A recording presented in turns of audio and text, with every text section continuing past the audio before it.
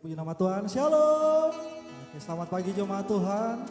Saya percaya bahwa kita semua sampai saat ini masih tetap antusias untuk memuliakan nama Tuhan, amin. Walaupun dalam kondisi yang tetap sama, tapi saya percaya juga bahwa semangat Bapak Ibu Saudara sekalian tidak pernah surut untuk memuliakan nama Tuhan.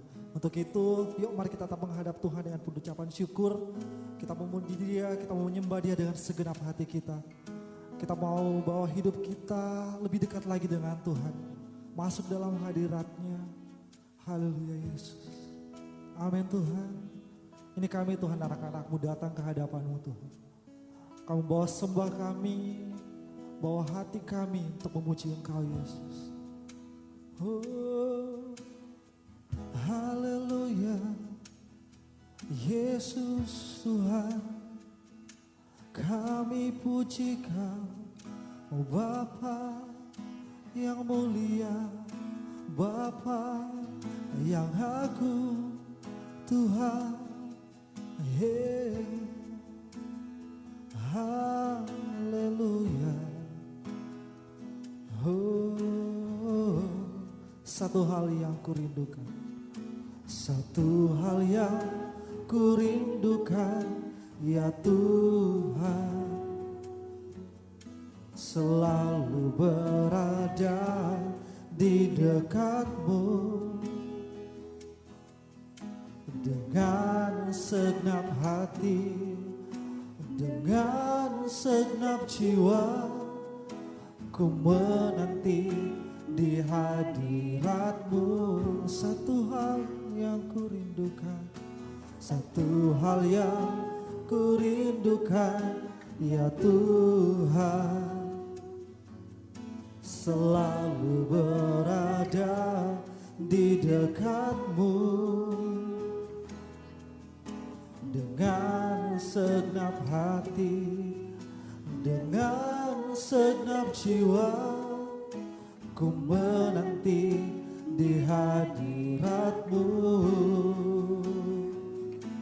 Lebih dalam lagi ku rindu Kau Tuhan, lebih dari segala yang ada.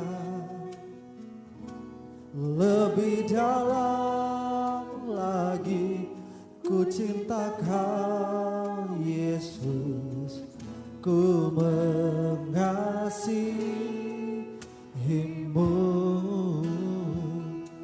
Oh, haleluya, Yesus Tuhan.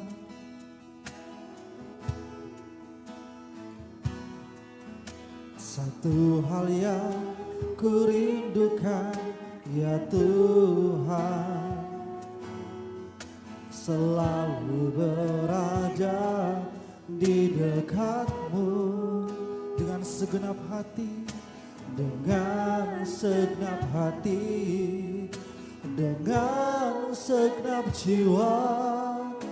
Ku menanti di hadirat. Lagi katakan, satu hal Tuhan, satu hal yang kurindukan, ya Tuhan, selalu berada di dekat-Mu dengan segenap hati, dengan segenap jiwa. Ku menanti di hadirat-Mu.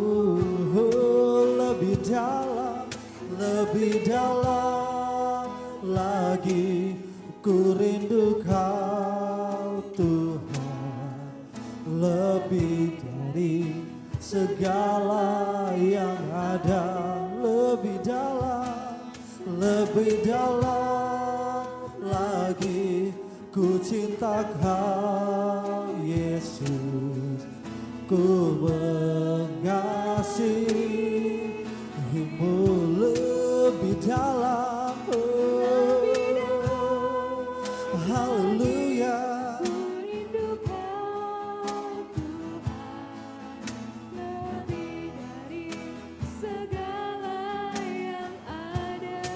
Lebih dalam, lebih dalam lagi ku cinta Kau Yesus, ku mengasihimu. Lebih dalam lagi ku rindu Kau Tuhan, lebih dari segala yang ada. Lebih dalam lagi ku cinta Kau Yesus, ku mengasihimu. Lagi katakan lebih dalam, oh, haleluya.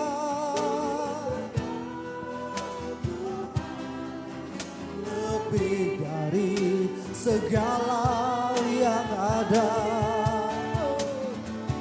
lebih dalam lagi ku cinta Kau Yesus, ku mengasihimu, ku mengasihimu, ku mengasihimu, oh Tuhan, ku mengasihimu.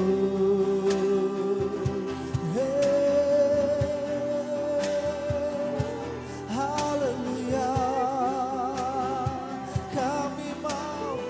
Kami mau lebih dalam lagi bersamamu Tuhan.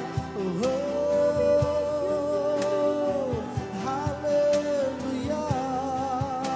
Yesus, ku mau meninggikanmu Tuhan.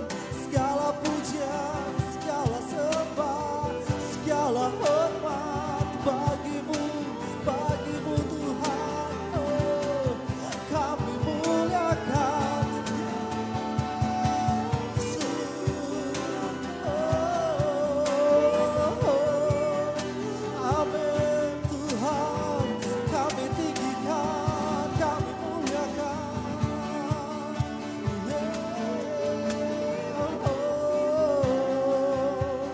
Yesus. Oh Yesus Tuhan, Yesus, kami bersyukur, kami bersyukur. Haleluya. Oh, oh, oh. Terima kasih Yesus, terima kasih Bapa, terima kasih Roh Kudus atas kasih setiamu Tuhan, atas kasih sayangmu yang tak pernah berkesudahan dalam kehidupan kami Bapa. Kami percaya Engkau senantiasa bersama-sama dengan kami Bapa. Dimanapun kami berada, Engkau hadir bersama-sama dengan kami Tuhan. Kami merasakan bahwa Engkau bekerja bagi kami pagi hari ini Yesus. Terima kasih Tuhan, terima kasih. Oh, hadirat-Mu memenuhiku, hadirat kudus-Mu penuhi bait-Mu, dan ku tersungkur menyembah-Mu. Yang ku nampak hanya kemuliaan. Lebih sungguh lagi katakan hadirat-Mu, oh, memenuhiku Yesusku. Hadirat kudus-Mu penuhi bait-Mu, dan ku tersungkur menyembah-Mu. Yang ku nampak hanya kemuliaan, oh, hadirat-Mu, hadirat-Mu Yesus. Haleluya. Oh, hadirat kudus-Mu penuhi bait-Mu, dan ku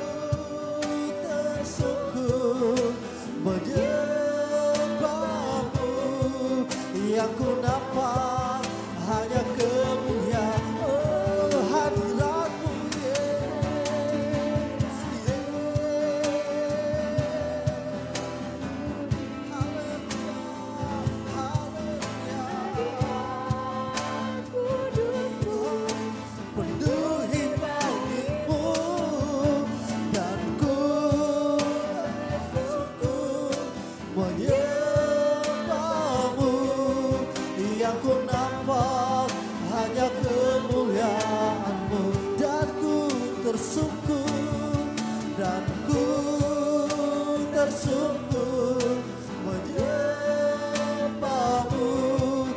Yang ku nampak hanya kemuliaan-Mu Tuhan, dan ku tersungkur menyembahmu. Yang ku nampak hanya kemuliaan-Mu. Haleluya, haleluya. Oh, mari bersorak-sorak yang paling meriah buat Tuhan. Haleluya, amin Tuhan. Terima kasih Bapa, terima kasih Yesus. Ini kami Tuhan, anak-anakmu. Kami percaya Engkau ada bersama-sama dengan kami pagi hari ini. Dimanapun kami berada, kami percaya Tuhan sungguh-sungguh berada bersama-sama dengan kami Tuhan. Kami percaya hadirat-Mu memenuhi kami. Kami percaya kuasa-Mu bekerja bagi kami masing-masing pada pagi hari ini Tuhan. Terima kasih Bapa, terima kasih Yesus. Dan ini kami Tuhan, anak-anak-Mu. Kami selalu siap dan antusias untuk memuji Engkau. Dalam nama Yesus. Haleluya, amin. Mari bertepuk tangan yang paling meriah buat Tuhan kita Yesus. Haleluya, haleluya saudara. Saya mau katakan bahwa saudara luar biasa. Kenapa? Karena sampai saat ini saudara masih tetap semangat untuk beribadah bersama-sama. Walaupun dengan cara streaming, dengan online. Tapi semangat yang luar biasa tetap memenuhi saudara. Amin. Haleluya. Dan mari kita tetap memuji Tuhan. Kita tetap bersyukur kepada Tuhan. Menaikkan, tinggikan Tuhan kita. Haleluya. Yes.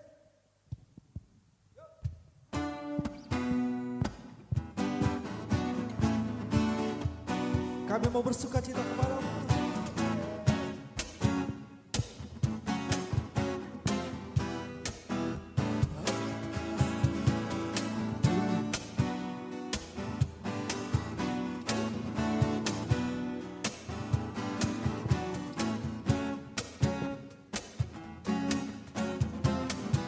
Sama-sama katakan, terima sukacita.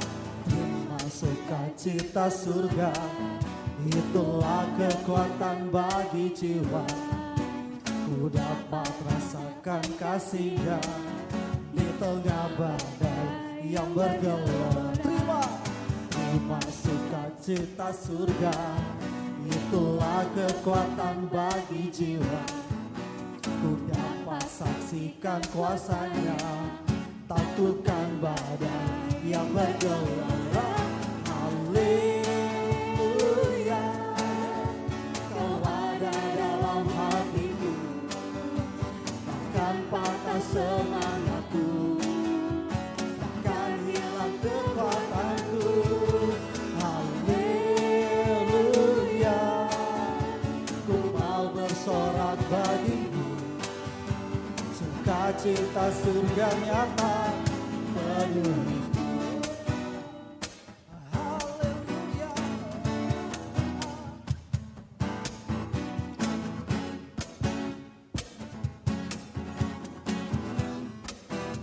Terima sukacita, sukacita surga, itulah kekuatan. itulah kekuatan bagi jiwa. Yes. Ku dapat rasakan kasih-Nya di tengah badai yang bergelora. Terima sukacita surga, itulah kekuatan bagi jiwa. Ku dapat saksikan kuasa-Nya, taklukkan badai yang bergelora. Haleluya, Kau ada dalam hatiku, takkan patah semangatku, takkan hilang kekuatan. Haleluya, haleluya, ku mau bersorak bagimu, sukacita surga nyata penuhiku. Mari lebih semangat lagi ya. Haleluya, Kau ada dalam hatiku, amin. Takkan patah semangatku, takkan hilang kekuatanku. Haleluya, ku mau bersorak bagimu, sukacita surga nyata penuhiku. Oh, haleluya.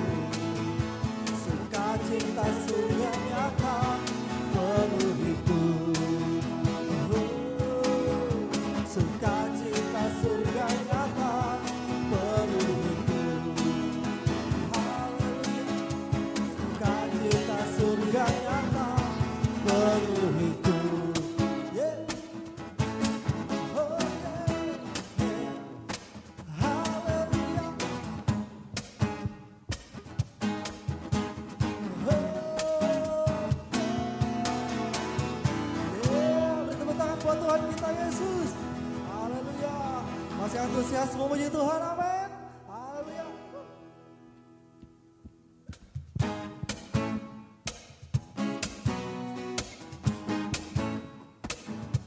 Kita percaya apapun masalah kita, Tuhan tetap ada bersama dengan kita.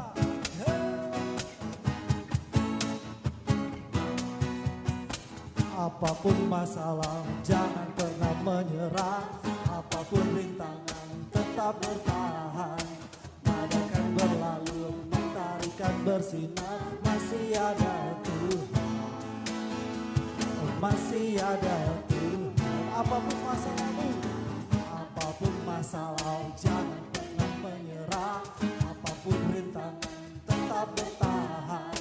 Badai akan berlalu, mentari akan bersinar. Masih ada Tuhan. Masih ada siapa?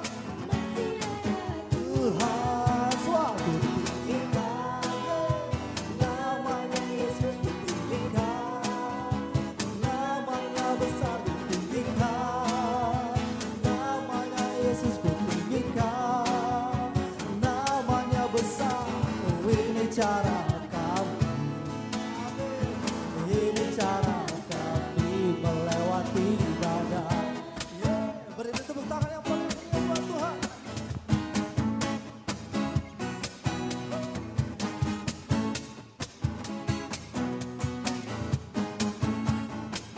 Amin Tuhan.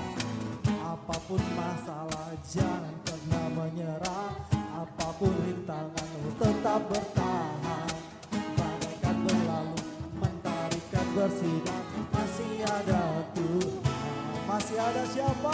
Masih ada Tuhan. Oh, ditinggikan, namanya Yesus ditinggikan, namanya besar ditinggikan, namanya Yesus ditinggikan, namanya besar. Oh, ini cara kami, ini cara kami. Oh, ditinggikan, Yesus. Haleluya.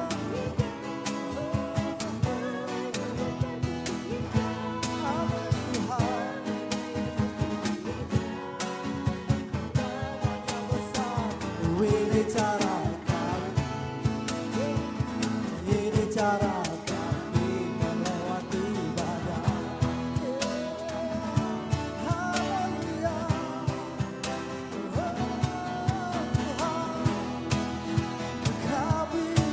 Kami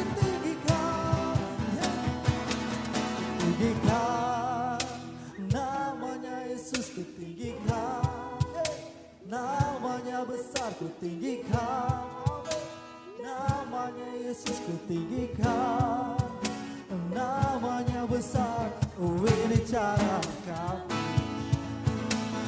ini cara kami, kutinggikan, namanya Yesus kutinggikan, namanya besar kutinggikan, namanya Yesus kutinggikan, namanya besar. Oh, ini cara kami, oh, ini cara kami, ini cara kami, oh, ini cara kami, ini cara kami, ini cara kami melewati badai. Hey, oh, oh.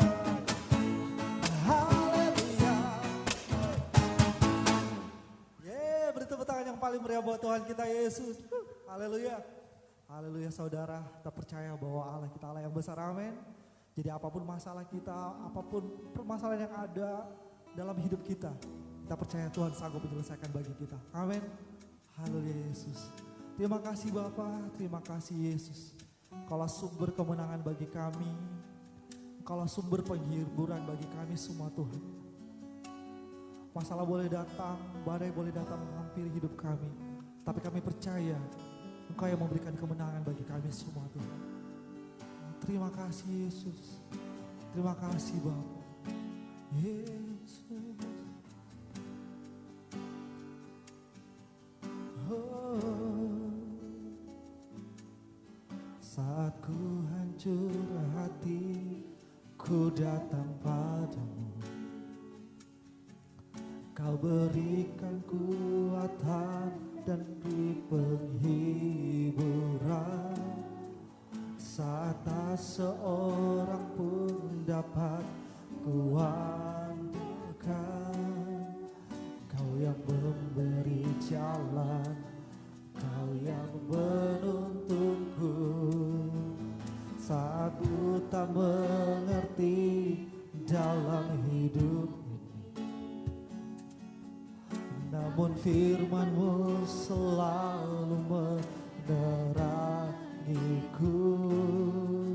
Engkau yang buatku kuat lewati semua. Engkau pertolonganku, tempat harapanku, Tuhan. Ku percaya janji-Mu dalam hidupku. Kau beri kemenangan, Tuhan. Kau selalu setia di dalam hidupku.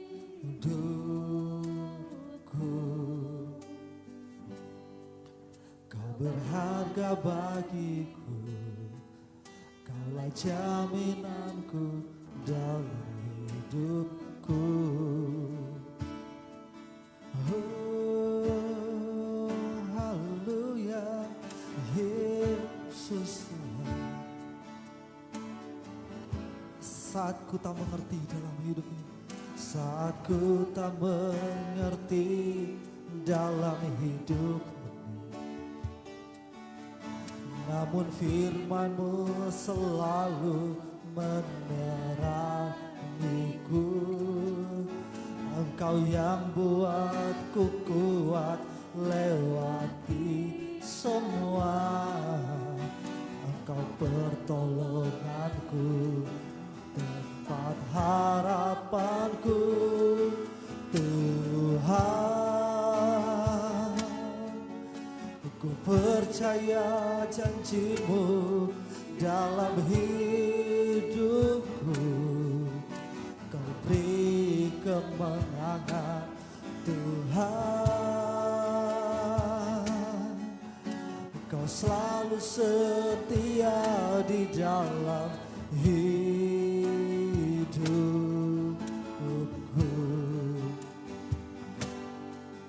Kau berharga bagiku, Kaulah jaminanku dalam hidupku. Tuhan, Tuhan, haleluya. Ku percaya janji-Mu dalam hidupku. Kau beri kemenangan, Tuhan. Oh, Kau selalu setia di dalam hidupku.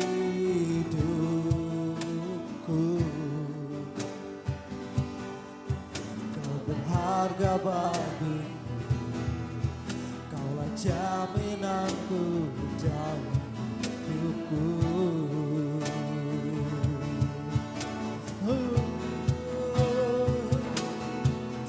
Tuhan, amin. Ku percaya janji-Mu dalam hidupku. Kau beri kemenangan, Tuhan. Kau selalu setia di dalam hidupku.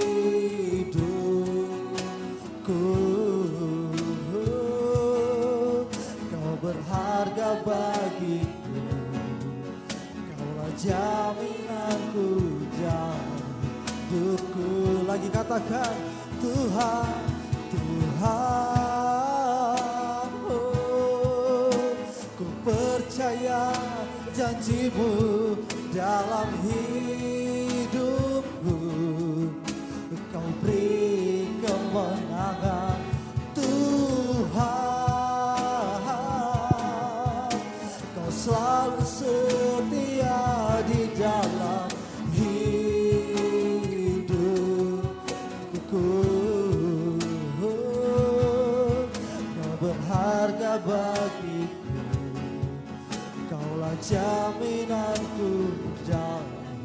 hidupku. Kau berharga, kau berharga bagiku.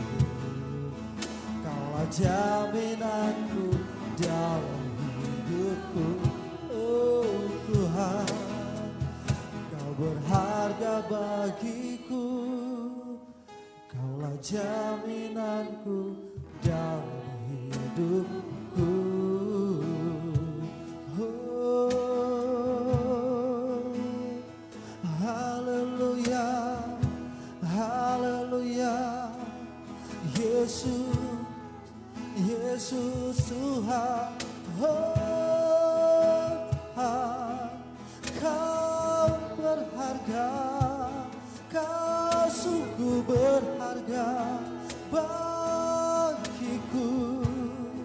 Oh Yesus, oh Tuhan, haleluya.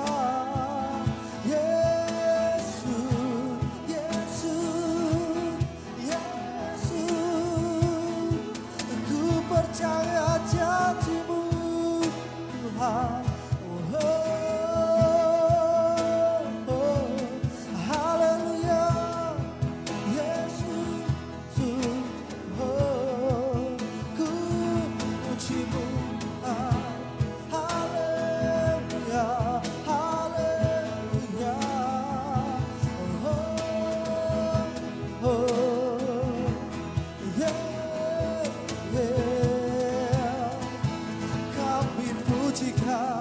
Kami tinggikan, kami agungkan, kami muliakan Yesus, Yesusku.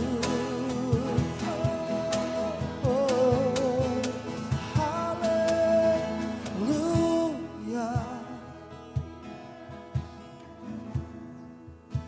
Oh, Tuhan.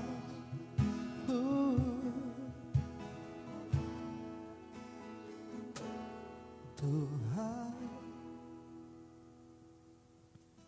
ku percaya janji-Mu dalam hidupku. Kau beri kemenangan Tuhan. Kau selalu setia di dalam hidupku.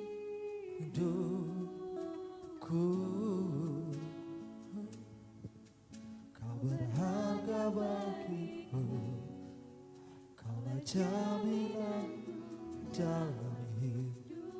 Kami undang Bapak Gembala.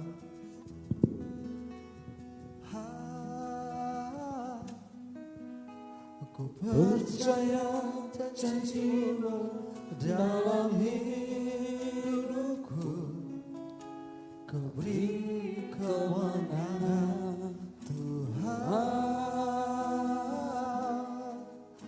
Kau selalu setia di dalam hidupku.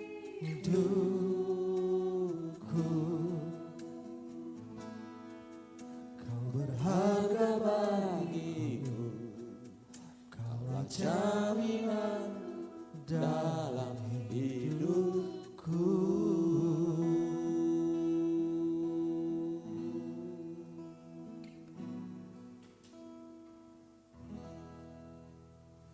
Sungguh Tuhan, Engkau adalah pribadi yang sangat berharga bagi kami. Dalam kondisi apapun Tuhan, Engkaulah Tuhan yang tidak pernah meninggalkan kehidupan kami. Maka dari itu Tuhan, bawa kami untuk mengenal Engkau. Bawa kami untuk lebih dekat lagi kepadamu Tuhan.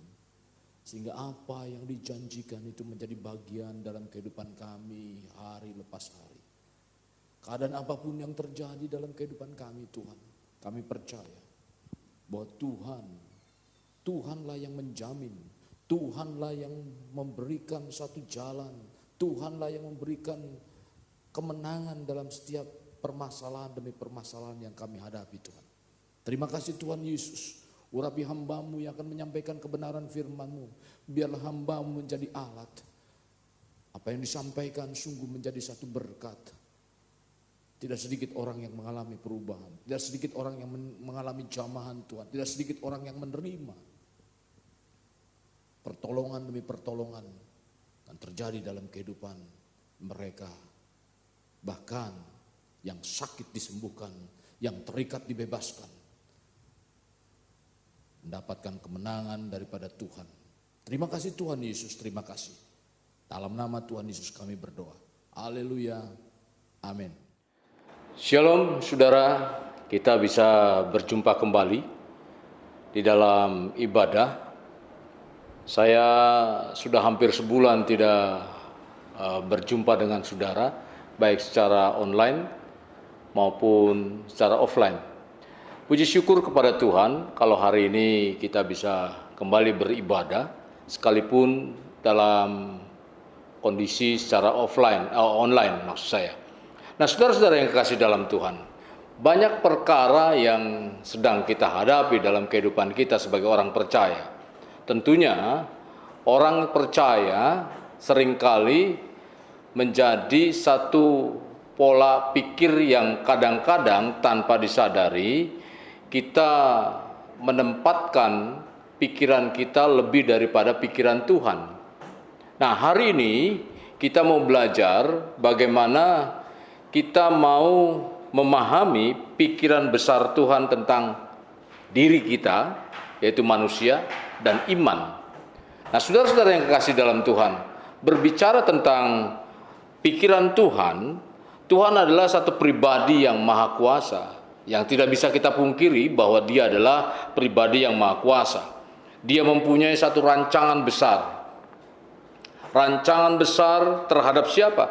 Terhadap alam semesta dan seluruh ciptaannya, termasuk saudara dan saya. Saudara-saudaraku yang kasih dalam Tuhan, sebagaimana apa yang dikatakan dalam kitab Mazmur pasalnya yang ke-33 ayat 11, Mazmur 33 ayat 11, saudara, firman Tuhan katakan demikian, tetapi rancangan Tuhan tetap selama-lamanya, dan masih ada lanjutannya tentunya. Nah saudara, tadi saya sudah katakan bahwa Tuhan punya rancangan yang besar terhadap siapa? Terhadap manusia, terhadap saudara dan saya, dan terhadap iman kita di dalam Yesus Kristus. Tentu hal ini saya ingin membahas tentang apa yang terjadi dalam kehidupan kita seringkali tanpa menyadari bahwa kita keluar dari rancangan besar Tuhan. Nah saudara-saudaraku yang kekasih, Dia yang berada di alam kekekalan, yaitu di surga, bersama dengan para malaikat dan seluruh tentaranya. Saudara, Tuhan mempunyai satu planning, mempunyai satu rencana yang besar. Jadi, dalam pikiran besar Tuhan, Dia berencana untuk memperbanyak gambar diri Allah itu sendiri kepada manusia. Jadi ketika Allah merancangkan rancangan yang besar terhadap manusia, Allah membuat satu planning yang besar, membuat satu rencana yang besar tentang apa? Tentang Dia ingin memperbanyak diri, gambar diri dan rupa daripada Allah itu sendiri kepada siapa? Kepada manusia. Kalau saudara kita membaca di dalam kitab Kejadian pasalnya yang ke-1 ayat 26a, maka Tuhan berfirmanlah Tuhan, di sini dikatakan, mari kita menciptakan manusia menurut rupa dan gambar kita. Itu tadi yang saya sudah katakan bahwa rancangan besar Tuhan, bahwa Tuhan ingin memperbanyak gambar diri, rupa daripada Allah kepada siapa? Kepada manusia. Nah saudara, karya besar yang Tuhan rencanakan itu ternyata saudara bukan sekedar bahwa manusia ini bukan hanya sekedar ciptaan belaka, di mana karya besar yang Tuhan ingin nyatakan, karya besar yang Tuhan ingin ciptakan itu bukan hanya sekedar ciptakan atau ciptaan dengan ucapan, yaitu firman, tetapi Dia melakukan satu karya karya besar. Itulah sebabnya Tuhan mengatakan bahwa manusia adalah ciptaan yang mulia. Saudara, ketika Tuhan ingin menciptakan itu, saudara, karya agung yang begitu besar, Bapa surgawi yang begitu dahsyat, begitu luar biasa. Karena waktu Tuhan menciptakan cakrawala, tadi saya sudah katakan bahwa ada sedikit perbedaan. Ada sedikit perbedaan ketika apa? Ketika Tuhan menciptakan manusia dengan ciptaan-ciptaan lainnya. Kalau ciptaan lainnya sekedar dia berkata, ketika Tuhan menciptakan cakrawala, ketika Tuhan menciptakan bumi, ketika Tuhan menciptakan lautan, ketika Tuhan menciptakan benda-benda alam semesta, tumbuh-tumbuhan, ketika Tuhan menciptakan binatang-binatang, dia hanya menciptakan dengan firman. Tetapi saat Tuhan menciptakan manusia, Bapa surgawi mengambil debu tanah lalu membentuknya. Jadi ada sesuatu yang spesial ketika Tuhan menciptakan manusia. Dalam Kejadian 2 ayat 7, firman Tuhan dengan jelas mengatakan, ketika itulah Tuhan Allah membentuk manusia itu dari debu tanah dan menghembuskan nafas hidup ke dalam hidungnya. Demikian manusia itu menjadi makhluk hidup. Itu berarti saudara-saudara yang kasih dalam Tuhan, melakukan satu karya, Tuhan melakukan satu karya, perbuatan tangan pribadi Bapa surgawi itu sendiri. Jadi, saudara dan saya adalah orang yang spesial. Manusia adalah spesial di mata Tuhan. Dia masuk dalam rancangan besar itu, rancangan yang dahsyat, yang luar biasa. Nah, berkaitan dengan rencana karya Allah yang begitu agung, begitu mulia, rancangan memahami, hari ini kita ingin memahami bagaimana pikiran Tuhan, pikiran besar Tuhan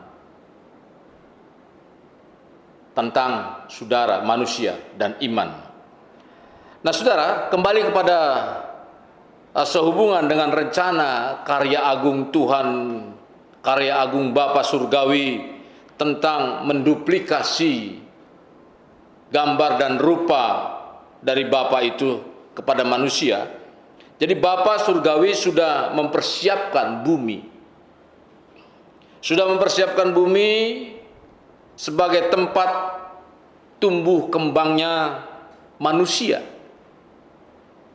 Jadi ketika gambaran besar bahwa Tuhan ingin memperbanyak gambar dirinya kepada manusia, ternyata Tuhan sudah mempersiapkan bumi untuk menjadi tempat tinggal manusia secara khusus. Di dalam Kejadian pasalnya pertama, ayat pertama, berfirmanlah Tuhan. Pada mulanya, ketika Kejadian pertama, ayat pertama, Alkitab mengatakan, pada mulanya Allah menciptakan langit dan bumi. Saudara, rencana besar Bapa surgawi yang akan menempatkan manusia di bumi ternyata diketahui oleh salah satu penghulu malaikat yang bernama Lucifer. Dengan segala keahlian, dengan segala kemampuan yang Lucifer miliki, Lucifer melakukan satu pemberontakan dan disebut itu kudeta, ya, karena ingin menggulingkan Tuhan Nah, ketika Lucifer melakukan pemberontakan, Lucifer melakukan satu kudeta, akibat dari pemberontakan yang dilakukan Lucifer bersama dengan para malaikat lainnya yang mengikuti mungkin arahan, tuntunan, karena pada waktu itu Lucifer menjadi malaikat yang berpengaruh, mempunyai kekuasaan, dan tentunya ada beberapa malaikat yang mendengarkan apa yang disampaikan oleh Lucifer. Maka terjadi pemberontakan dan beberapa malaikat di surga ikut bersama dengan Lucifer. Lalu Lucifer dicampakkan dari tahta surga.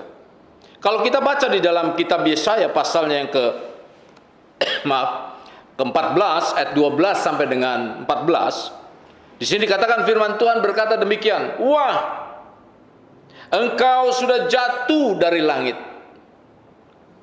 hai bintang timur, putra fajar. Engkau sudah dipecahkan dan jatuh ke bumi. Hai engkau yang mengalahkan bangsa-bangsa, engkau yang tadinya berkata dalam hatimu, aku hendak naik ke langit, aku hendak mendirikan tahtaku mengatasi bintang-bintang Allah, dan aku hendak duduk di atas bukit pertemuan, yaitu di sebelah utara. Aku hendak mengatasi ketinggian awan-awan, hendak menyamai yang maha tinggi." Nah, di sini saudara-saudaraku yang kekasih dalam Tuhan, ada terjadi satu pemberontakan ketika dia, Lucifer, ingin menyamakan diri dengan Tuhan yang maha kuasa, dengan Allah yang maha dahsyat. Lalu Allah mencampakkan dia ke bumi. Nah, di dalam kejadian tadi, kejadian 1 ayat 1, di mana Tuhan pertama kali menciptakan langit dan bumi. Bumi yang dijadikan oleh Tuhan akan dijadikan tempat hunian manusia, tempat yang sudah dipersiapkan dibuat saudara-saudaraku yang kekasih dalam Tuhan. Ternyata tempat yang sudah dipersiapkan tersebut dibuat tidak berbentuk oleh Lucifer bersama dengan para pengikutnya. Kalau saudara baca di dalam kitab Kejadian pasal pertama ayat 2, saudara, di situ dikatakan, saudara-saudaraku yang kasih dalam Tuhan, bahwa bumi menjadi tidak berbentuk. Atau di dalam terjemahan lain, coba saya akan baca atau saya akan buka di dalam kitab Kejadian 1 ayatnya yang kedua.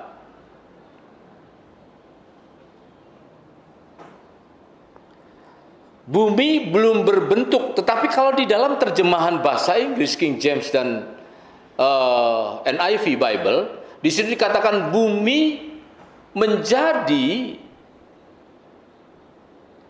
tidak berbentuk. Nah, saudara, kalau kita bandingkan kejadian 1 dengan kejadian 1 ayat 2, kita bandingkan dengan Yesaya 14 ayat 12, ketika bumi dikacaukan oleh Lucifer sehingga tidak berbentuk. Apa akibat? Apakah ketika terjadi seperti itu, waktu itu Lucifer dicampakkan ke bumi, ya?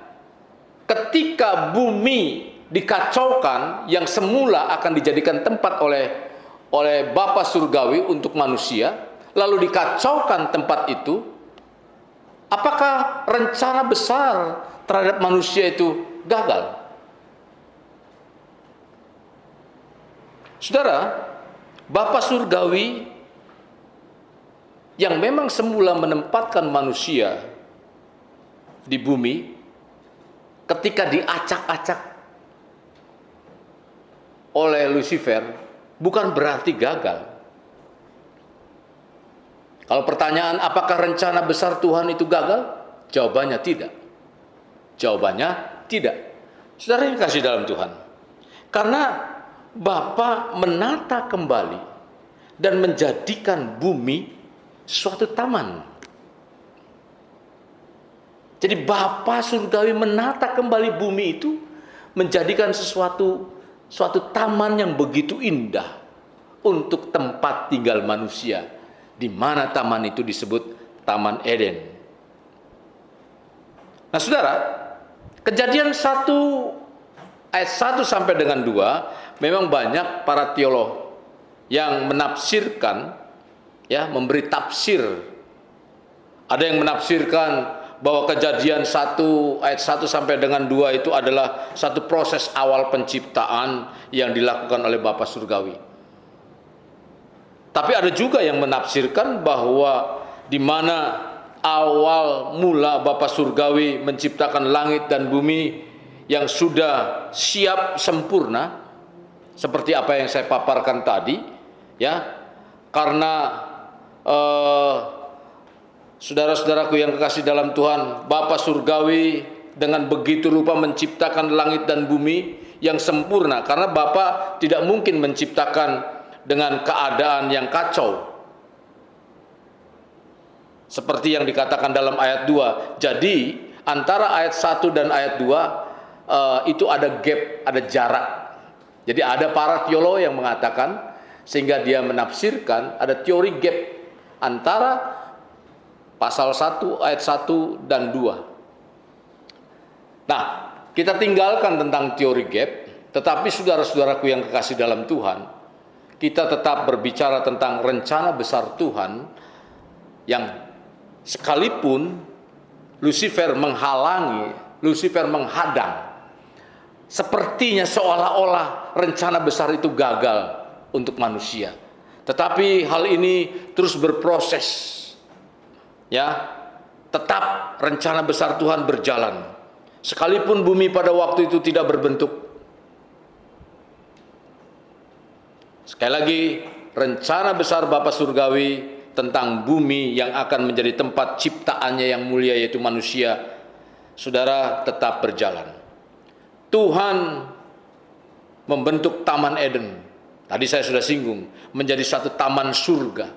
Untuk apa? Untuk manusia berkuasa terhadap ciptaan Tuhan yang lainnya. Jadi melihat peristiwa ini, Lucifer semakin berikhtiar, semakin dia berusaha untuk menjatuhkan manusia. Karena apa? Ketika sudah bumi diacak, tapi Tuhan tetap rencana besar itu kepada manusia. Saudara-saudaraku yang kasih dalam Tuhan, untuk menempatkan manusia di bumi ini. Dan ketika jadi taman itu, Lucifer tidak tinggal diam, dia berusaha untuk membawa manusia jatuh di dalam dosa. Jadi agar manusia tidak masuk dalam rencana besar Tuhan. Nah, apa pengertian yang sesungguhnya? Jadi saudara-saudaraku yang kasih dalam Tuhan, kemanapun kita sebagai orang percaya, saudara, bahwa Tuhan selalu memperhatikan kita, tetapi ada musuh yang lain yang selalu ingin menggagalkan apa yang direncanakan, apa yang difirmankan. Dia ingin berusaha untuk menggagalkan. Mungkin saudara yang di rumah, mungkin kita semua, mungkin saudara-saudara yang lain yang seiman, bukan satu gereja. Saudara-saudaraku yang kasih dalam Tuhan, rencana yang begitu mulia tetap dikejar oleh setan, oleh iblis, supaya apa? Supaya tidak akan menjadi bagian dalam kehidupan orang percaya. Nah, saudara, iblis terus berusaha menghentikan saudara-saudaraku yang kasih dalam Tuhan. Dia berusaha untuk bagaimana caranya menjatuhkan manusia. Tentu kalau saudara kita baca di dalam kejatuhan manusia di dalam dosa, sepertinya ketika manusia jatuh ditempatkan di Eden, peristiwa itu begitu cepat manusia jatuh di dalam dosa. Saudara, perkiraan pribadi saya, saudara, ini kisah tentang kejatuhan manusia tidak dilakukan oleh iblis secara langsung. Mungkin Maksud langsung itu dalam kurun waktu yang singkat ya. Saya yakin dan percaya, saudara, dalam Kejadian 3 itu seperti yang dikatakan Kejadian 3 tadi, bahwa sepertinya singkat, tetapi kalau menurut keyakinan pribadi saya yakin dan percaya iblis akan mulai melakukan satu langkah pendekatan. Mungkin pada waktu itu bukan menjelma menjadi seperti ular, tapi ada hal-hal yang lain yang dia lakukan. Pendekatan seperti seorang sahabat mungkin. Seorang sahabat yang dia mengerti keadaan daripada Hawa pada waktu itu. Seperti atau seolah-olah dia mengerti keadaannya. Tetapi di balik kepeduliannya, yang mengerti tentang keadaan Adam, keadaan Hawa, dia bercerita mungkin. Di balik itu ada tujuan yang ingin menjatuhkan dengan cara apa? Dengan cara-cara yang begitu halus. Sehingga manusia tidak sadar bahwa dirinya, saudara-saudaraku yang kasih dalam Tuhan, telah tertipu, yaitu masuk dalam perangkat dari iblis itu. Nah saudara, pola yang sama seperti iblis lakukan, yaitu pemberontakan, demikian juga manusia dibawa untuk berontak terhadap penciptanya, untuk berontak dan bahkan tidak mempercayai bahwa manusia itu sendiri sudah seperti Bapa Surgawi. Kalau saudara baca di dalam peristiwa Kejadian 3 tentang kejatuhan manusia, maka iblis menawarkan manusia, kalau kamu makan buah ini kamu akan sama seperti Allah, mengetahui apa yang baik dan apa yang tidak. Padahal Tuhan sudah menciptakan manusia itu sendiri menurut gambar dan rupa daripada Bapa Surgawi. Nah ini terjadi satu ketidakpercayaan akan firman Tuhan, kekurang yakinan akan firman Tuhan yang sudah disampaikan. Ingat, kita sebagai orang percaya saat ini, gambaran besar Tuhan adalah ingin menjadikan manusia menggenapi firman-Nya. Tetapi lawan daripada Tuhan, yaitu iblis, selalu berusaha untuk menggagalkan agar kita tidak masuk di dalam atau tidak bisa menikmati janji-janji Tuhan itu. Nah saudara, jadi dosa saudara yang dilakukan, terjadinya dosa di dalam kehidupan manusia, manusia jatuh di dalam dosa. Dosa bukan saja membuat Bapa Surgawi memisahkan diri dengan manusia, tetapi manusia mengalami kehilangan kemuliaan Tuhan. Manusia mengalami kehilangan kemuliaan Bapa Surgawi akibat dosa itu. Saudara-saudara, dalam kitab Roma pasal 3 ayat 23, tentu kita tahu ayat ini hafal, kita mungkin banyak, ada sebagian berapa orang hafal tentang ayat ini, saudara. Demikian dikatakan, karena semua orang telah berbuat dosa dan telah kehilangan kemuliaan Allah. Jadi saudara, ketika manusia jatuh di dalam dosa, manusia tidak lagi mulia seperti rancangan Bapa Surgawi yang semula. Manusia telah kehilangan kemuliaan Allah. Manusia telah kehilangan kemuliaan Bapa yang begitu dahsyat, yang begitu luar biasa. Berarti manusia tidak lagi seiring, tidak lagi bersama-sama memiliki satu sepandangan. Jadi manusia tidak lagi seiring dengan Bapa Surgawi sebagai Sang Pencipta. Pikirannya, perasaannya, saudara, telah disesatkan. Pikirannya, perasaannya disesatkan, bahkan saudara keinginan jiwanya tidak seperti yang Allah rancangkan. Jauh menyimpang. Seperti antara kalau dari barat ke timur, jadi bertolak belakang. Nah, manusia hidupnya semakin apa? Semakin liar. Ketika jatuh di dalam dosa, kalau saudara baca setelah kejatuhan dalam dosa, manusia semakin liar. Sebagaimana Allah menubuatkan tentang keselamatan ketika Adam jatuh dalam dosa, ya, memang Adam jatuh dalam dosa, Tuhan tetap mempunyai rencana besar tentang keselamatan manusia. Nah, saudara-saudara yang kasih dalam Tuhan, kalau saudara baca di dalam kitab Kejadian 3 ayat 15, bagaimana rancangan Tuhan yang dahsyat itu tentang keselamatan manusia, bagaimana tetap manusia menjadi satu. Kenapa menjadi ciptaan mulia? Karena Tuhan sedemikian rupa mempersiapkan itu. Jadi sekalipun jatuh di dalam dosa, bahkan Tuhan katakan Dia mempersiapkan seorang yang akan memberikan keselamatan. Dalam Kejadian 3 ayat 15 di situ dikatakan bahwa aku akan mengadakan permusuhan antara engkau dan perempuan ini, antara keturunanmu dan keturunannya. Keturunannya akan meremukkan kepalamu dan engkau akan meremukkan tumitnya. Jadi saudara, keselamatan bagi manusia tetap dalam rancangan Tuhan. Dan proses keselamatan manusia yang hendak kita pahami saat ini. Gambaran besar Tuhan tentang manusia yang jatuh di dalam dosa, terus menerus diganggu agar manusia tidak menikmati, agar manusia tidak masuk dalam rancangan besar Tuhan, sehingga kehilangan atau jatuh di dalam dosa, dan tetap Tuhan mempunyai rancangan besar itu.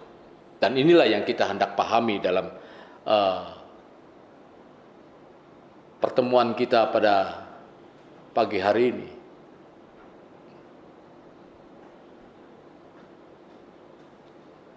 Ketika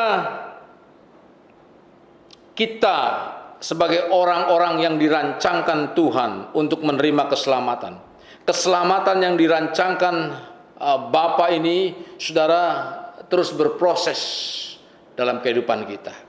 Melalui apa? Melalui orang-orang pilihan Tuhan.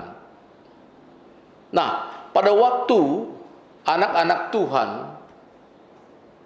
ya, manusia bertambah banyak, menikahlah anak-anak Tuhan dengan anak-anak manusia. Siapa anak-anak Tuhan? Anak-anak Tuhan yang takut akan Tuhan. Saudara, kawin dengan anak-anak manusia. Siapa anak-anak manusia itu? Yaitu adalah keturunan Kain. Dan ketika terjadi kawin campur, saudara, terjadi satu kerusakan yang besar. Terjadi satu kehidupan manusia yang sangat tidak bermoral. Jadi orang-orang pilihan Tuhan, saudara, sudah mulai dalam keadaan yang terus kehidupan semakin kacau. Tapi proses ini berlangsung, saudara. Proses ini berlangsung bahwa saudara-saudaraku yang kasih dalam Tuhan, tentang keselamatan yang Tuhan rencanakan seperti apa yang dikatakan dalam kejadian tadi, Kejadian 3 ayat 15. Nah, ini berproses. Tuhan melakukan proses itu melalui orang-orang pilihan Tuhan tentunya, sampai kepada muara yang nantinya atau ujungnya itu kepada Tuhan Yesus Kristus sendiri. Nah, saudara, ketika kita tahu dari pembacaan firman Tuhan, setelah manusia jatuh dalam dosa, kejahatan manusia itu semakin memuncak. Tadi saya sudah singgung tadi. Dan ketika kejahatan sudah tidak dapat dibendung lagi, Bapa Surgawi mendapati seorang yang benar. Bapa Surgawi mendapati seorang yang tidak bercela di tengah-tengah manusia yang hancur pada waktu itu. Dan Bapa Surgawi mendapatkan seorang yang bergaul dekat dengan dia, yaitu namanya Nuh.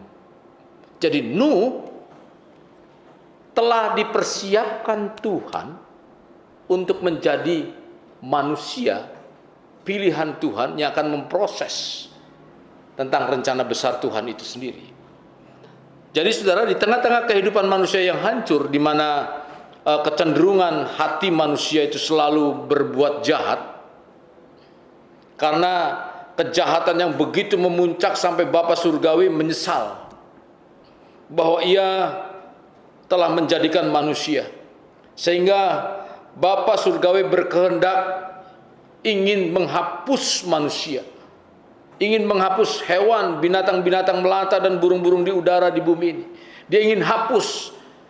Tapi ketika saudara, Bapa berkehendak untuk membinasakan manusia, Bapa mendapati Nuh, seorang yang benar, seorang yang tidak bercela, bergaul dekat dengan Bapa Surgawi. Maka Bapa mengadakan perjanjian untuk tidak memusnahkan manusia.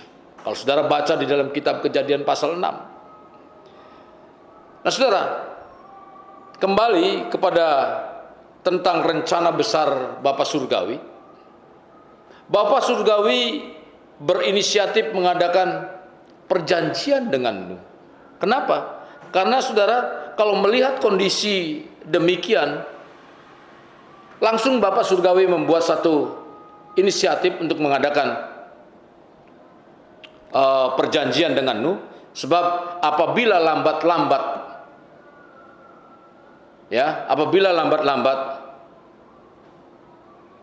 tentu Nuh dan keturunannya, yaitu Sem, Ham, dan Yafet, apabila lambat-lambat tidak cepat untuk dikerjakan perjanjian itu, maka saudara, akibatnya manusia akan punah. Manusia akan habis, dimusnahkan. Semua karena apa? Karena dosa. Kenapa keturunan Nuh, yaitu Sem, Ham, dan Yafet diselamatkan? Karena istri-istri mereka bukan keturunan dari Kain. Mereka mengambil istri yang bukan dari keturunan Kain. Jadi itulah sebabnya Tuhan menyelamatkan Nuh dan keluarganya, dipisahkan. Nuh diperintahkan untuk membuat bahtera, dan dia dipisahkan dalam satu bahtera perjanjian itu, yang lainnya dimusnahkan. Jadi saudara-saudaraku yang kasih dalam Tuhan, Nuh dipanggil Tuhan dengan mengadakan perjanjian agar apa? Agar lewat Nuh akan lahir Abraham. Lewat Nuh akan lahir Abraham. Jadi Bapa Surgawi memilih Nuh agar satu saat nanti, saudara-saudaraku yang kasih dalam Tuhan, Bapa memilih Abraham. Karena dari Abraham terjadi dua bagian, ya, terjadi dua bagian. Dari Abraham ini terjadi dua bagian. Bagian pertama adalah keturunan secara darah dan daging, yaitu bangsa Israel yang mewarisi tanah Kanaan dari Abraham. Ya. Lalu yang kedua, bagian yang kedua dari bangsa Israel yang memang saudara, masih dalam bagian pertama, maksud saya, ketika bagian pertama ini, saudara, bangsa Israel, dari Abraham lahirlah satu keturunan secara darah dan daging, yaitu bangsa Israel yang mewarisi tanah Kanaan. Dari bangsa Israel inilah, saudara-saudaraku yang kasih dalam Tuhan, yang akan lahir Mesias. yaitu Yesus Kristus. Bagian yang kedua, saudara, adalah keturunan yang lain, yaitu keturunan secara iman. Kalau tadi secara daging, tapi ini secara iman. Keturunan secara iman, yaitu orang percaya yang mewarisi langit baru dan bumi baru. Nah, Allah mengadakan perjanjian, saudara, dengan Abraham. Dua perkara yang sangat penting untuk kita perhatikan terkait dengan perjanjian sekaligus pemilihan Abraham sebagai bapa dari segala bangsa. Pertama, keselamatan itu datang, kalau tadi ya dari bangsa Israel, keselamatan itu datang dari bangsa Yahudi, bukan bangsa yang lain. Maksudnya, saudara, keselamatan itu adalah dari anak cucu Abraham. Maka dari anak cucu Abraham lahirlah Mesias. Melalui siapa? Melalui perawan Maria. Ini yang harus saudara perhatikan. Yang kedua, saudara-saudaraku yang kasih dalam Tuhan, cara penyelamatan Bapa bukan dengan Taurat. Karena pada waktu itu Abraham bukan percaya kepada Taurat, melainkan dia dengan iman. Jadi cara penyelamatan Bapa bukan dengan Taurat tetapi dengan iman.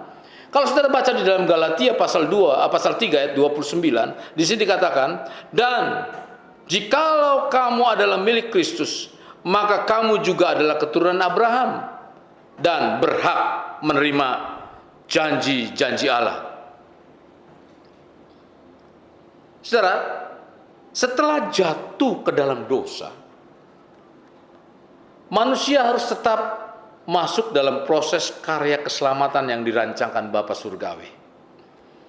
Orang yang mau menerima keselamatan seperti yang dirancangkan Bapa semula itu, harus apa? Harus menjadi keturunan Abraham dalam iman. Bukan secara, saudara-saudaraku yang kasih dalam Tuhan, secara daging saja, tapi di sini saudara dikatakan ada dua untuk menerima janji Bapa Surgawi itu. Manusia direncanakan untuk menerima keselamatan seperti dikatakan dalam itu harus seperti Abraham. Nah, maksudnya saudara, apa yang dimaksud harus menjadi keturunan Abraham dalam iman? Maksudnya adalah orang-orang yang memiliki kehidupan seperti Abraham. Konsep pemikiran ini, saudara, harus benar-benar kita pahami. Secara apa? Secara dalam dan secara mendasar. Karena banyak orang percaya dalam mengartikan keselamatan, saudara, yang tidak dalam jalur sebenarnya. Jadi iman, ya, di sini bukan sekedar dipahami, mengamini secara akal atau persetujuan pikiran, yaitu cuman hanya sekedar percaya juru selamat lalu merasa sudah menjadi orang percaya, sudah menjadi baru cuman hanya sekedar percaya, sudah menyatakan diri saya sebagai orang percaya. Saudara, jadi konsep pemikiran ini harus benar-benar kita pahami lebih dalam dan mendasar. Karena banyak orang percaya dalam mengartikan keselamatan yang tidak dalam jalur sebenarnya. Jadi iman di sini bukan sekedar dipahami, mengamini secara akal atau persetujuan pikiran, yaitu percaya kepada Yesus Juru Selamat lalu merasa sudah menjadi orang percaya sebagai anak Abraham. Anak Abraham akan melakukan apa yang dilakukan Abraham.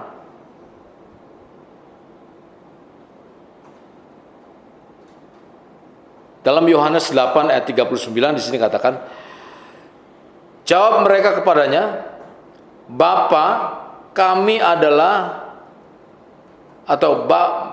saya baca ulang. Jawab mereka kepadanya, Bapa kami ialah Abraham. Kata Yesus kepada mereka, jikalau sekiranya kamu anak-anak Abraham, tentu kamu mengerjakan pekerjaan yang dikerjakan Abraham. Nah saudara, sekarang saudara tahu atau tidak apa yang dilakukan Abraham? Ketika saudara mengatakan saya adalah orang percaya, saya adalah orang percaya seperti menjadi bagian sebagai anak-anak Abraham. Lalu yang jadi pertanyaan saudara, apa yang dilakukan Abraham? Kalau kita tahu iman kita mengikuti, sekarang yang jadi pertanyaan tuh begini saudara, tahu tidak iman kita mengikuti pola siapa?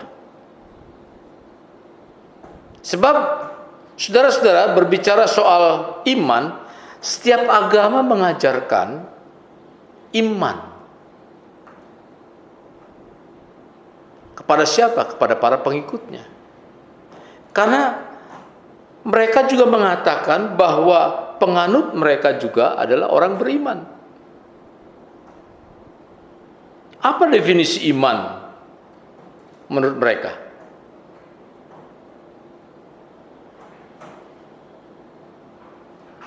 Apa definisi iman yang diterapkan mereka? Apa definisi iman yang diikuti oleh mereka itu sama dengan iman yang kita miliki?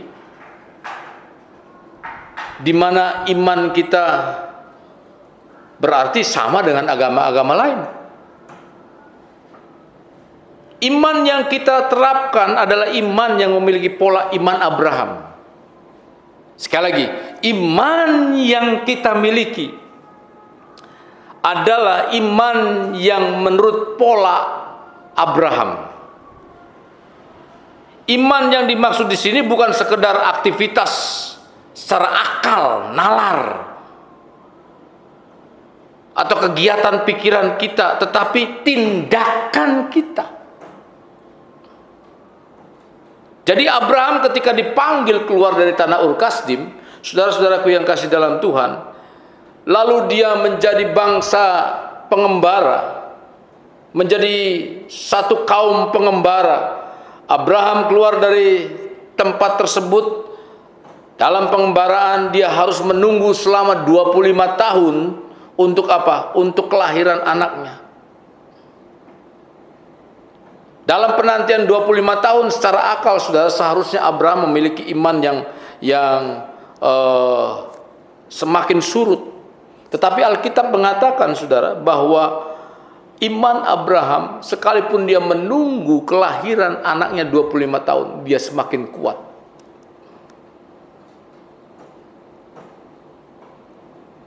Setelah anaknya lahir saudara, bertumbuh remaja, Abraham harus mengorbankan anaknya sebagai korban bakaran yang bukan hanya disembelih, tetapi kita tahu di dalam perjanjian lama korban itu bukan hanya sekedar disembelih, maka dia dipotong-potong. Dan apakah Abraham berhenti sampai di situ? Tidak, tapi Abraham melakukannya. Jadi konteks iman Abraham adalah iman yang mendengarkan suara Tuhan. Iman yang membuka diri kepada Tuhan. Jadi ketaatan dia bukan ketaatan semata-mata karena hukum, tetapi ketaatan kepada pribadi yang dahsyat itu, yaitu Tuhannya sendiri. Jadi hukumnya yang ada dalam iman Abraham adalah Tuhan itu sendiri. Semakin besar dia membuka imannya, semakin besar Tuhan berkarya. Ketika Abraham semakin menempatkan Tuhan semakin besar di dalam kehidupannya, maka Tuhan akan terus semakin berkarya dalam kehidupan Abraham.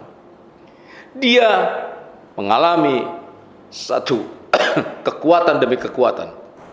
Memang saudara, kita tidak dibenarkan berdasarkan iman bukan Taurat. Tetapi iman itu bukan hanya sekedar aktivitas pikiran atau tindakan.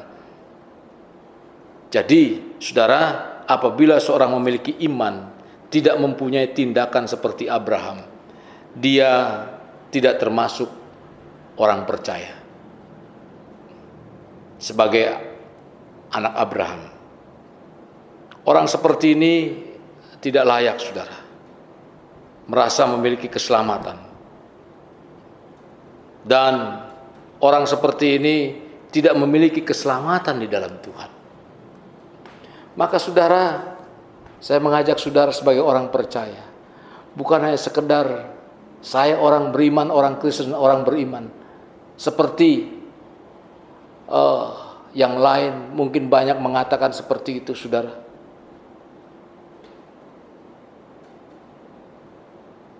Lalu yang jadi pertanyaan, apa tindakan iman saudara?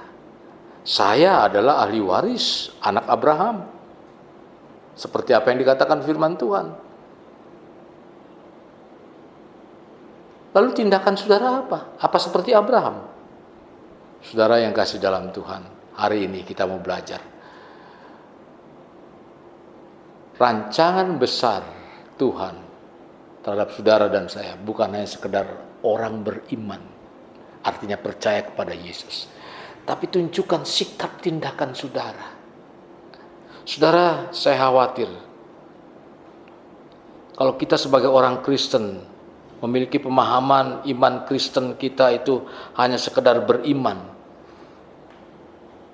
mempunyai tanpa mempunyai tindakan seperti yang dilakukan Abraham. Saudara-saudaraku yang kasih dalam Tuhan, maka saudara akan terjebak dalam satu kesesatan, di mana mungkin kemasannya Kristen, tapi kehidupannya kafir.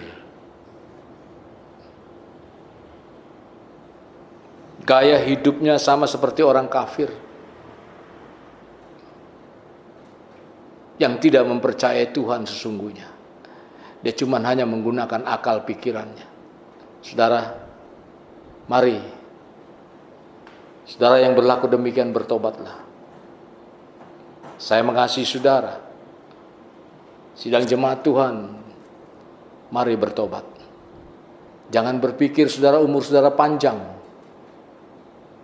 Jangan berpikir saudara nanti saja. Kesempatan untuk bertobat saat ini. Ketika kehidupan kita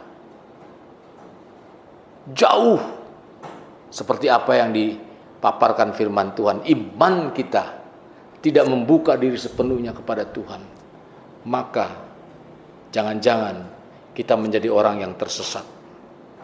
Saudara-saudara yang kasih dalam Tuhan, kalau kita beriman akan hidup seperti Abraham yang meninggalkan kesenangan duniawi demi mewujudkan apa yang Bapa Surgawi kehendaki. Mari saudara, sekarang harus sadar dalam kehidupan kita. Kalau kita mengaku sebagai orang beriman, kita harus mengarahkan kehidupan diri pribadi kita seperti iman Abraham. Kita harus memahami bahwa kita sebagai orang Kristen bukan sekedar orang yang pergi ke gereja. Jadi bukan hanya sekedar orang yang pergi ke gereja. Saudara-saudaraku yang kasih dalam Tuhan, lalu kita mengatakan saya orang yang percaya Yesus sebagai Tuhan dan Juru Selamat, sudah dianggap sebagai anak Allah. Asal pergi ke gereja dianggap orang pilihan Tuhan, dianggap orang beriman. Kalau konsep pemahaman seperti ini, saudara,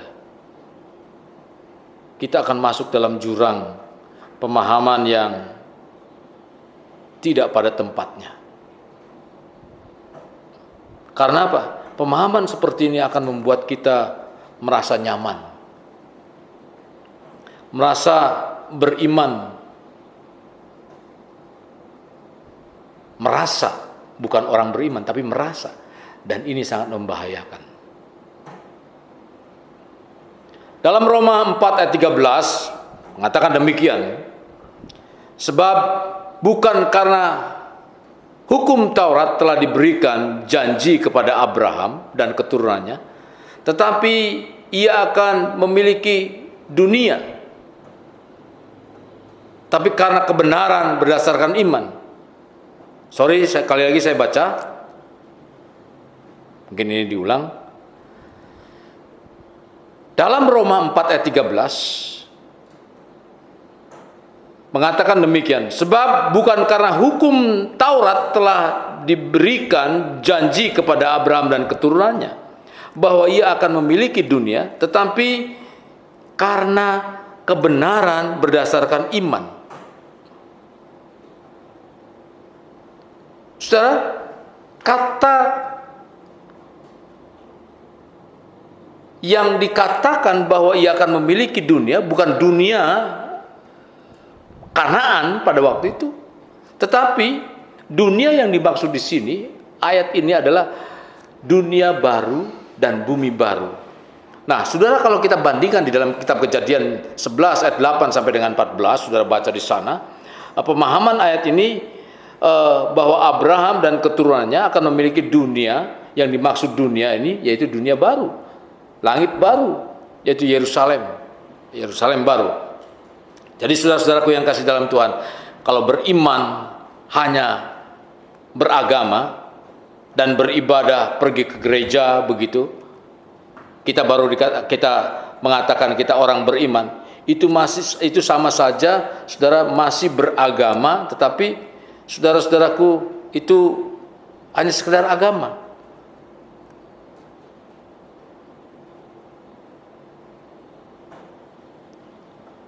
Itu jalan hidup yang tidak berdasar pada hukum, tetapi kepada kehendak. Kita harus berjalankan berdasarkan hukum Tuhan dalam kehidupan kita. Nah, saudara, kalau saudara baca di dalam kitab Lukas pasalnya yang ke-9 ayat 57 sampai dengan 62, itu tentang bagaimana mengikuti Yesus. Saudara, jadi orang yang mengikuti Yesus, jadi orang atau Abraham, apa kaitannya dengan mengikuti Yesus? Jadi Abraham adalah pengikut Tuhan. Yesus itu siapa? Yesus itu Tuhan. Jadi saudara-saudaraku yang kasih dalam Tuhan, kalau kita mau mengiring sebagai orang percaya, kita harus mengiring Tuhan. Iman kita terus makin terbuka kepada Tuhan, menempatkan Tuhan menjadi satu hal yang utama. Kalau saudara baca kisah yang tadi saya sebutkan itu, kalau mau ikut Yesus, di sini dikatakan, biarlah aku berpermisi dulu. Di sini dikatakan ada seorang murid bertanya, ya, untuk mengikut Tuhan. Di sini dikatakan dalam ayat 26, tetapi Yesus berkata kepadanya, biarlah orang mati menguburkan orang mati, tetapi engkau pergilah dan beritakan kerajaan Allah di mana-mana. Jadi saudara-saudaraku yang kasih dalam Tuhan, pengertian ini orang-orang Yahudi pada waktu itu ketika dengar bahwa ada keluarganya yang meninggal atau orang yang meninggal, dia harus mengantar. Nah, itu budaya. Tetapi yang dimaksud Yesus di sini katakan bukan berarti meninggalkan budaya, tapi mengutamakan siapa yang kau utamakan dalam kehidupanmu. Kalau engkau beriman kepada Tuhan, berarti Tuhanmu lah yang diutamakan dalam kehidupanmu. Bukan gereja, bukan pendetamu, tapi Tuhanmu yang harus engkau utamakan. Jadi gambaran besar Tuhan, ya, yang hari ini kita pahami adalah bahwa Tuhan mempunyai rencana yang indah bagi manusia, agar manusia mempunyai iman seperti Abraham, yaitu iman yang menempatkan Tuhan menjadi satu hal yang utama dalam kehidupannya. Sehingga ketika Tuhan menjadi satu hal yang utama, saudara-saudaraku yang kasih dalam Tuhan, maka terang itu ada di dalam kehidupan manusia itu. Ketika terang itu ada, firman Tuhan katakan, terang itu, saudara-saudaraku yang kasih dalam Tuhan, menjadi satu hal yang hidup.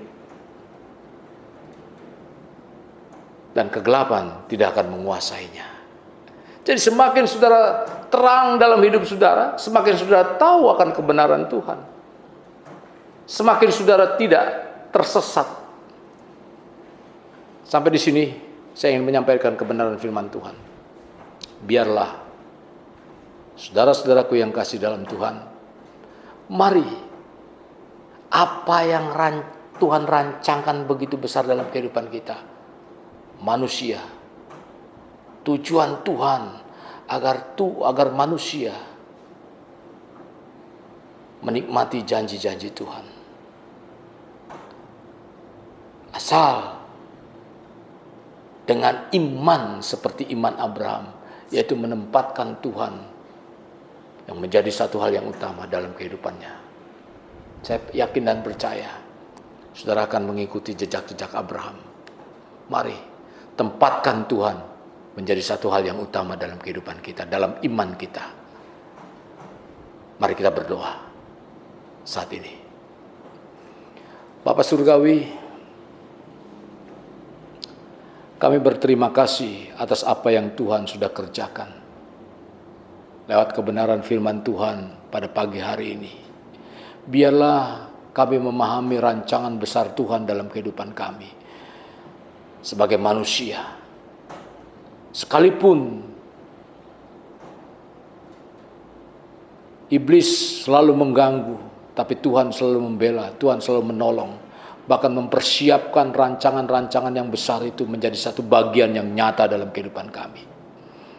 Tentu bukan hanya sekedar keselamatan yang Tuhan arahkan. Tuhan persiapkan lewat kehidupan Abraham, yaitu melalui Yesus Kristus sebagai Tuhan dan Juru Selamat dalam kehidupan kami. Kami ingin menempatkan Tuhan bukan hanya sekedar Tuhan sebagai orang percaya,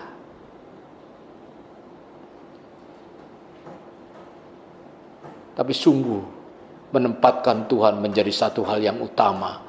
Sehingga kami bukan hanya tahu, tapi kami melakukan kebenaran itu seperti apa yang dilakukan oleh Abraham. Dalam hidup Abraham menempatkan Tuhan menjadi satu bagian yang utama dalam kehidupannya. Demikian juga kami Tuhan. Kami berusaha, kami belajar untuk menempatkan Tuhan menjadi bagian yang utama dalam kehidupan kami. Mari saudara angkat tangan saudara. Biarlah kehidupan saudara, kita semua, menjadi kehidupan yang terus dari hari ke hari mengenal Tuhan. Menjadikan Tuhan dalam kehidupan saudara dan kita semua sebagai satu hal yang utama. Sehingga karya-karya Tuhan terus semakin dinyatakan dalam kehidupan saudara, dalam kehidupan kita semua. Sebentar kami akan mengakhiri ibadah ini. Kiranya Tuhan memberkati kehidupan anak-anak-Mu dengan berkat-berkat seperti apa yang Kau siapkan dalam kehidupan mereka, untuk kehidupan mereka. Tuhan akan bawa dalam kehidupan mereka semakin hari, semakin mengalami hal-hal yang luar biasa bersama dengan Engkau. Saudara yang kasih dalam Tuhan, terimalah anugerah berkat dari Allah Bapa, kasih sayang dari Yesus Kristus, dan penyertaan dari Roh Kudus yang akan mencurahkan berkat dalam kehidupan saudara. Yaitu berkat rohani, sehingga kehidupan rohani saudara semakin haus akan Tuhan. Hidup saudara semakin hari semakin membuka lebar untuk mengenal Tuhan, mengetahui Tuhan. Sehingga Tuhan menjadi satu pengalaman secara pribadi dalam kehidupan saudara. Dan firman-Nya menjadi bagian dari hari ke hari untuk saudara nikmati. Terimalah berkat secara jasmani, diberkati dengan kesehatan, dalam perlindungan Tuhan senantiasa, dijauhkan dari segala virus-virus yang berbahaya, yang ada dalam keselamatan Tuhan, yang menolong dalam kehidupan saudara, menjaga anak-anak saudara, menjaga cucu saudara, menjaga keluarga saudara. Sehingga saudara dalam perlindungan Tuhan senantiasa. Ada damai dan sejahtera Tuhan menguasai kehidupan saudara, pikiran saudara. Dan terimalah berkat secara ekonomi. diberkati usahamu, diberkati pekerjaanmu, di tengah-tengah ketidakpastian, engkau akan mengalami janji-janji Tuhan. Di tengah apapun, berkat ekonomi akan Tuhan curahkan dalam kehidupan saudara. Dalam berusaha, dalam berdagang, dalam bekerja, Tuhan akan menyertai dan memimpin dan memberkati kehidupanmu. Dari saat sekarang sampai Maranatha, gereja Tuhan kali yang kedua. Berkat-berkat itu akan dicurahkan dan dilimpahkan dalam kehidupanmu. Seperti berkat Abraham, berkat Ishak, berkat Yakub dilimpahkan. Dalam nama Tuhan Yesus, kami berdoa. Amin.